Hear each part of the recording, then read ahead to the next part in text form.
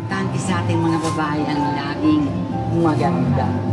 Kailangan tayo mga babae laging may kipsibok. Mami! Kiner! Oh, Eloy! Mami, kumusta ka na? Ako, hindi ka namin nakilala, Eloy. Mars! Just call me Mars.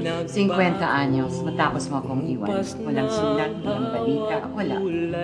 Bakit ka ba bumalik, Mars? Mamamatay ka na ba? Oh. Ikaw talaga.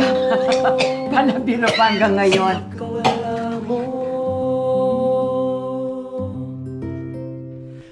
Sa inyong dalawa ng bahay, di ba't yung pangako ko sa iyo noon, nung bagong kasal tayo, malaki ang utang na loob ko sa iyo. Ikaw ang nag-alaga dito sa asawa ko, nung iniwan ko siya. Mag-asawa na kami ngayon. Alam ko. Kahit walang papeles. O ngayon may bahay na kayo. Ikaw, sa patigil. Hindi sa hotel. Hindi pwede yan. Saan naman siya titira? Dito, tayong tatlo. Tayong tatlo. May iba pa ba?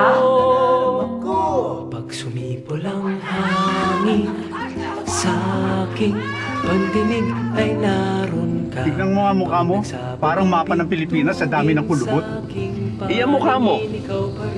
Ngayon lang ako nakakita ng mukha na puro kalyo. Parang talampakan na magsasaka. Tumigil kayo, kukurutin ko mga singit nyo. Sa'yo lang sinta ang puso. Mami, masamang tingnan. Tatlo kayo nagsasama-sama sa isang dulo. Samahan mo kami, ate, para maging apat. Tapos pinangalandakan niyo pa sa buong bayan. Maming sana naman maisip mo. Hindi ko kasi maintindihan kung anong pinoproblema nyo eh. Matatanda na kami, wala kaming ginagawang masama. Matatanda na kayo. Ngayon kayo nagiging immoral. Ganon, immoral. Tingnan ninyo, tingnan mga bilbil. Ang kapal-kapal yan. Sa tingin nyo, pagnanasahan pa ba ito? Ayan.